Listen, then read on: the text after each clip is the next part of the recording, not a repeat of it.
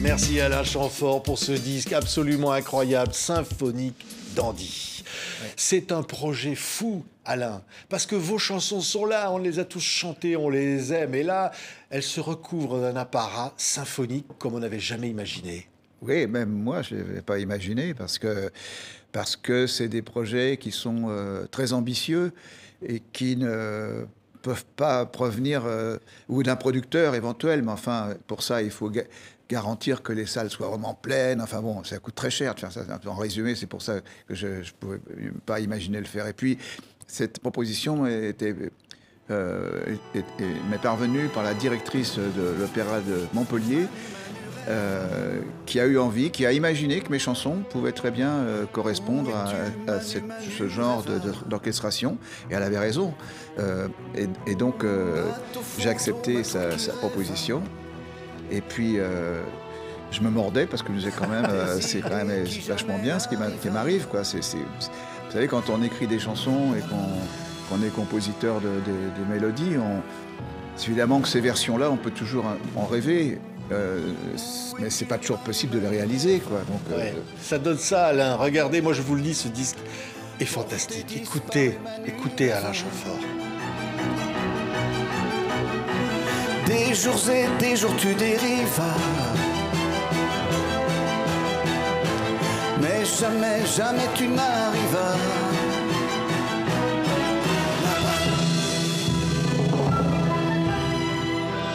As-tu abordé les côtes de Jamaïque? Incroyable, Alain. Quand on entend cette version de Manureva, incroyable, comment l'orchestre s'approprie la mélodie comme ça. Oui, j'ai travaillé avec Nobuyuki Nakajima, qui est comme son nom l'indique, qui est un garçon d'origine japonaise, même japonais totalement. Et on a travaillé pendant 1 an, à peu près, sur chaque chanson, enfin, sur l'ensemble de ce concert. Au départ, j'avais sélectionné les chansons qui me paraissaient le plus adaptées à ce genre de traitement. Oui. Et puis, lui, au milieu de ces chansons-là, il a sélectionné celles qui l'inspiraient le plus. Je trouvais que c'était important aussi qu'il soit inspiré. Et puis, donc on en a retenu 17. Oui, qui sont dans cet album-là, oui. Absolument incroyable. Symphonique dandy, voilà, couverture jaune. Et il y a le temps qui court. Le temps, il court, Alain. Oui, vraiment. Oui, vraiment, je peux confirmer. Oui. Ça passe extrêmement vite. Et ben oui, c'est une chanson. Ça, elle n'est pas de moi, cette chanson-là. Hein. J'aime bien rétablir la vérité. On me l'attribue, mais c'est une chanson qui a été écrite par Barry Manilow sur une base de prélude de Chopin. Et j'en ai fait l'adaptation en français. C'est moi qui l'ai adapté en premier à l'époque. Puis après, il y a eu des versions de Donna Summer qui ont bien marché d'ailleurs. Et puis plus tard, des boys bands. Mais le texte a été écrit par Jean-Michel Riva, en français. Et c'est la deuxième chanson que j'ai adaptée dans l'ensemble de ce que j'ai fait. C'était donc Le temps qui court et puis une chanson de Barry White, Déchaîne-moi, que j'ai appelé Déchaîne-moi. Et là, le temps court, écoutez ça. Et que le manque d'amour nous fait vieillir.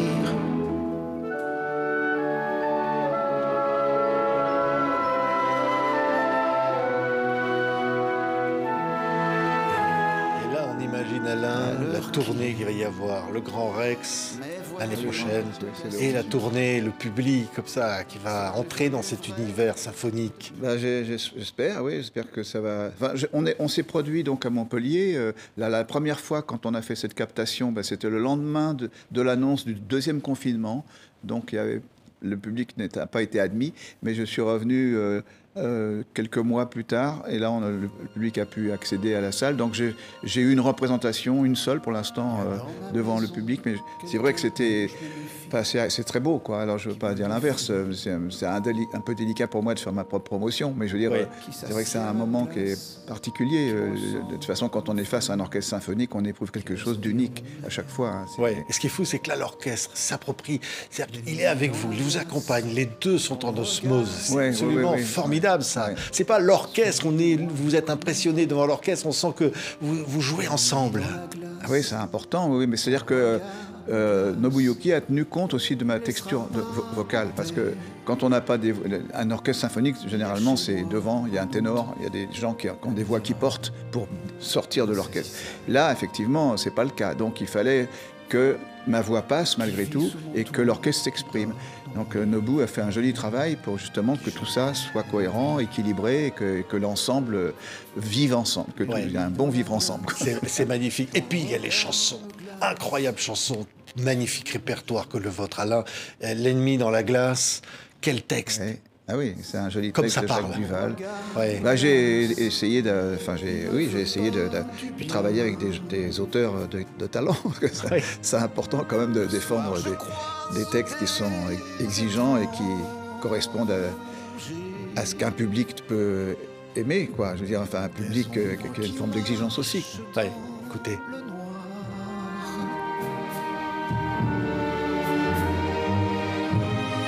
Ce n'est pas d'eux que vient le danger, mais je reconnais chaque soir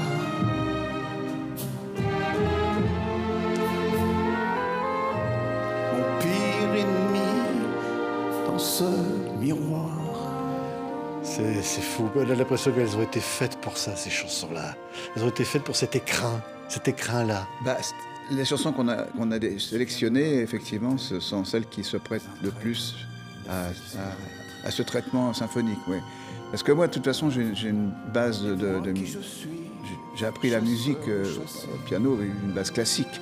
Donc c'est sûr que j'ai été nourri beaucoup par beaucoup de compositeurs et que dans mon travail ressort mon apprentissage de cette musique-là, avec des choix harmoniques qui sont peut-être un peu plus sophistiqués que certaines chansons, mais voilà, qui me plaisent moi parce que je suis un musicien avant tout. Donc, donc d'avoir à un moment donné cette rencontre entre mes compositions et ce genre d'orchestration, c'est vraiment... Moi, je vous le dis, hein, c'est quand on commence à l'écouter, ce disque-là, on ne s'arrête plus, il y a une unité.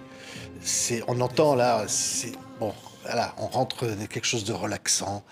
On est happé par cette musique. En même temps, il y a du rythme. On va écouter Salamandre. Il y a chaque chanson à sa couleur. Ben oui, bien sûr. Qu'est-ce que je peux dire d'autre? Oui, chaque chanson, c'est une palette. C'est-à-dire que moi, j'ai essayé de constituer un répertoire, justement, qui exprime des humeurs différentes, quoi. Je crois que quand on est un homme, on est fait de multitudes de sentiments, on est constitué de plein de choses, on est très complexe. Donc quand on écrit des chansons, il faut exprimer ces complexités-là.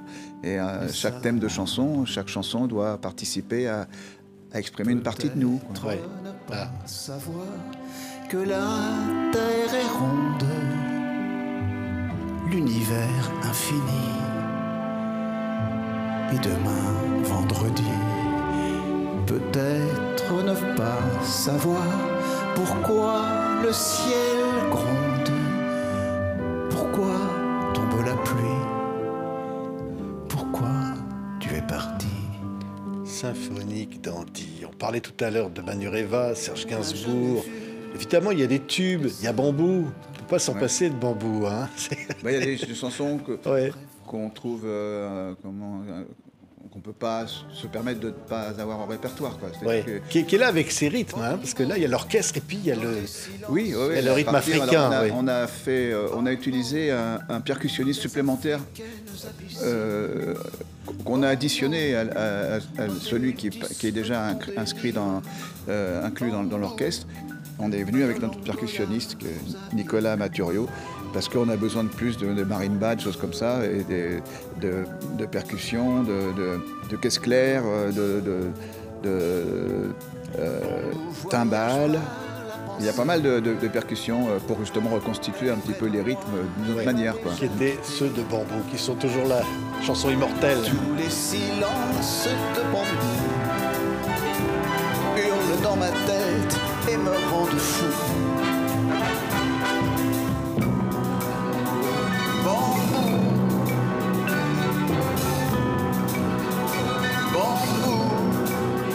incroyable de vous voir chanter devant une salle vide. C'est impressionnant ça.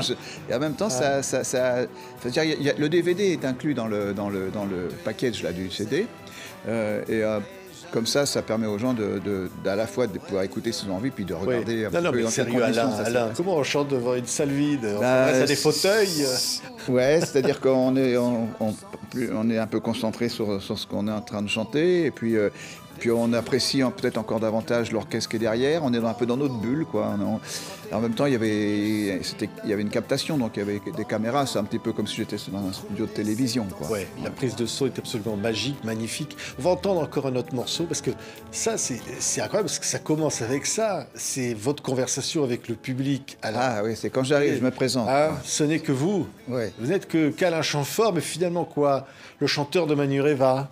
Oui, et encore, ça s'adresse qu'à une génération qui me reconnaît plus. Ah oui? Oui, parce que ça fait partie de ces histoires que les chanteurs rencontrent un jour ou l'autre. Oui.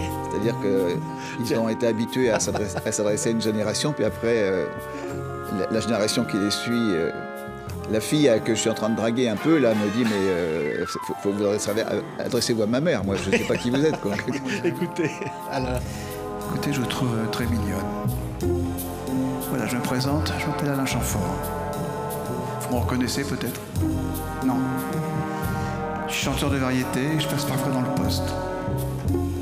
Voilà, Manureva, c'était moi, ouais. C'était votre chanson préférée? Celle de votre mère? À propos, vous habitez toujours chez vos parents?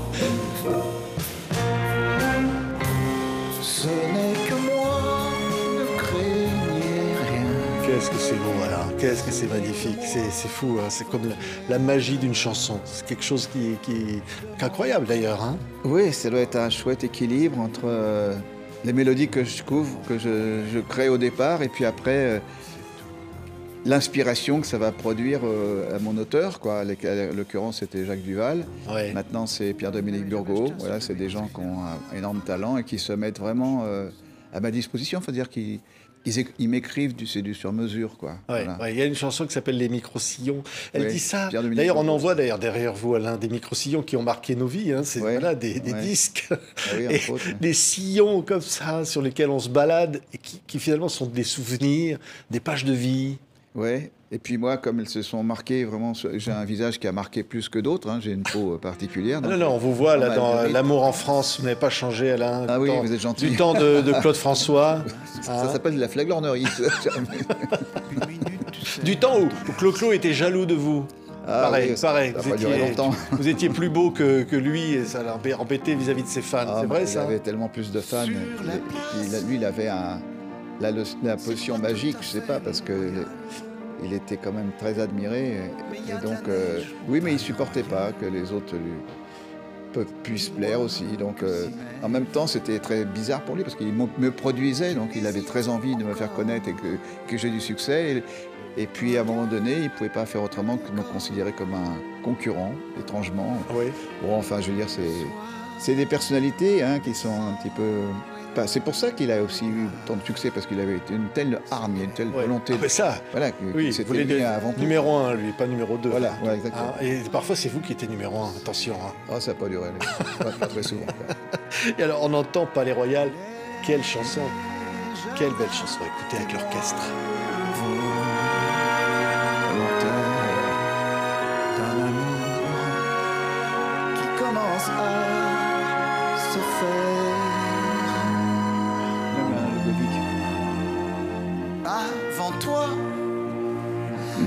mon cœur battait au C'est beau, ralenti. c'est beau, c'est beau. Tiens, on va continuer, on va entendre Géant derrière, on va entendre encore des choses qui sont extraits de ce double album plus DVD, hein, de cette expérience. À chaque fois, Alain, on sent que vous allez faire quelque chose de neuf, toujours inventer quelque chose.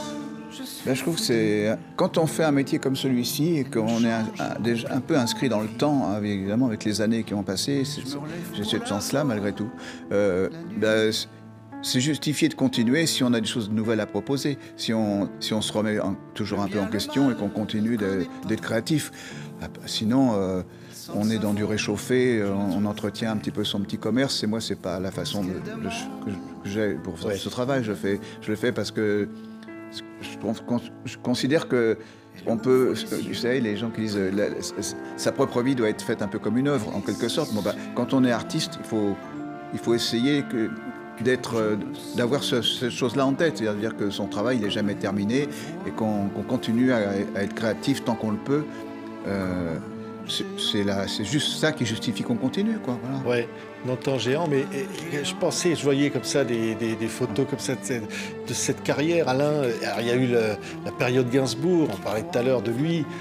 C'est comme ça d'être la palette un peu d'artistes, de créateurs, et d'être à un moment donné, épouser l'époque, avoir cette fibre comme ça. Oui, alors ça, c'est quelque chose qu'on ne maîtrise pas. C'est pareil, c'est intuitif, c'est des rencontres. Soit j'ai une bonne étoile, je pense, parce que j'ai eu sur mon parcours des rencontres comme ça, de gens qui m'ont permis de franchir des étapes. Et puis, il y a toujours eu un relais, à un moment donné. Il y avait des remplaçants qui venaient un petit peu prendre la place du précédent. La photo derrière, là, on voit avec Clo. C'était le soir de l'Olympia, ça... Quand j'avais remplacé C. Jérôme, j'étais en première partie de Stone Chardenne et en vedette américaine. J'étais en vedette américaine, en vedette anglaise, c'était Michel Jonas. Comme quoi les choses se sont inversées par la suite. Et la coiffure, c'était un peu obligatoire. Ah bah là, c'était les rois du brushing. Hein.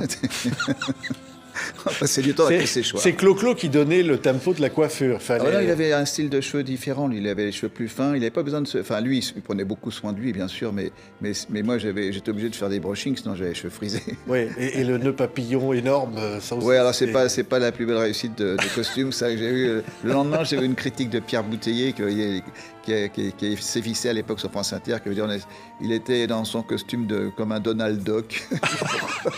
Il était avec un pyjama, on aurait dit Donald Duck.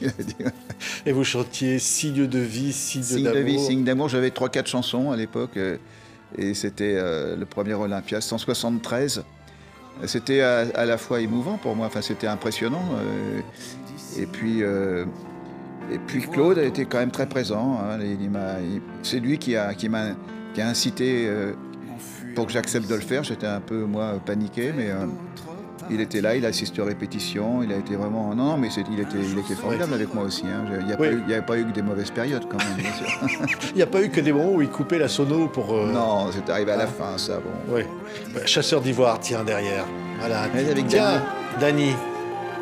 Ça aussi, c'est un... C'est quand elle s'occupait de l'aventure. Elle tenait une boîte de nuit à l'époque. Ouais.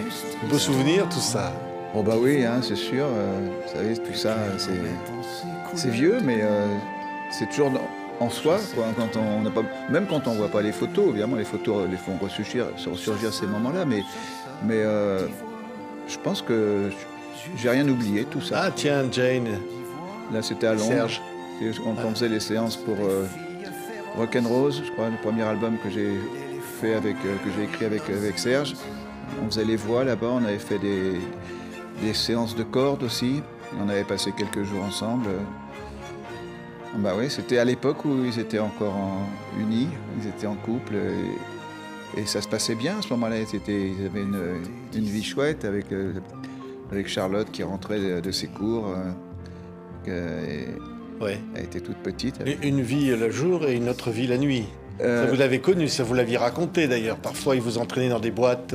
Oui, on a eu quelques aventures amusantes comme ça, mais c'est vrai que c'était là, cette photo, enfin précédente, pas celle-ci, mais parce que là, celle-ci est plus récente, je veux dire. Mais la première photo, voilà, celle-ci, c'était avant qu'il sorte aux armes, etc.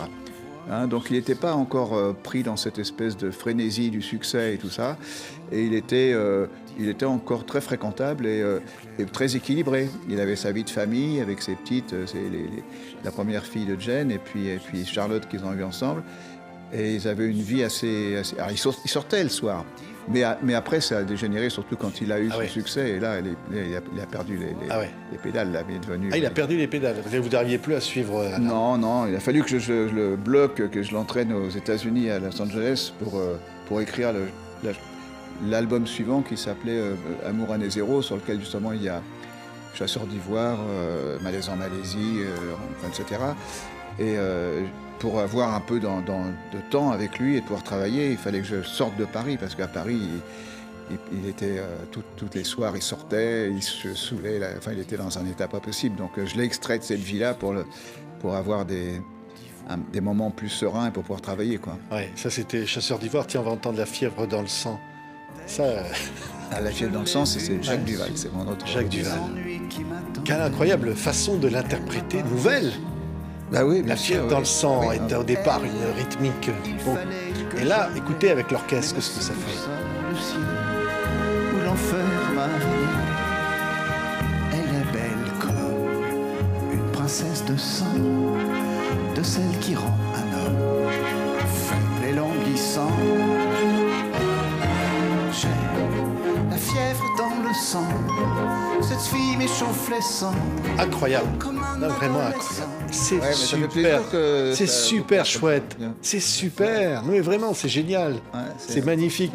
Hein, Alain. Heureux de ça, cette belle rencontre, sur cette fidélité avec le public. Ouais. Ben oui, écoutez, puis là, je suis en train de préparer encore un nouvel album, hein, aussi, parce que ça va pas s'arrêter à ça. Ça, c'est quand même un album de reprise.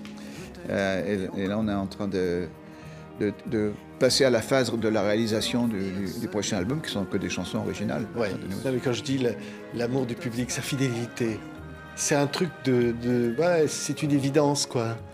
Bah, c'est-à-dire qu'il y a des gens, effectivement, je n'ai pas un public énorme. Je remplis pas des grandes salles. Voilà, je suis pas je suis pas un artiste très très populaire, mais j'ai la chance d'avoir des gens très fidèles et très complices et très voilà, qui sont là depuis longtemps et qui me suivent et qui me permettent de me donner l'énergie pour continuer, et parce que je sais qu'ils sont là et qui me réconfortent, qui m'encouragent, qui m'inspirent, voilà, parce que tout ça, c'est un échange, quoi. Donc c'est bien réconfortant, quoi. Merci Alain, un artiste précieux. Symphonique Dandy. Ça, arrêtez-vous, écoutez ça, écoutez cet album, écoutez Alain, sa poésie, sa voix, sa musique, l'orchestre. C'est absolument magique. Merci beaucoup Alain Chamfort. On se quitte avec Manu Reva en symphonique. D'accord.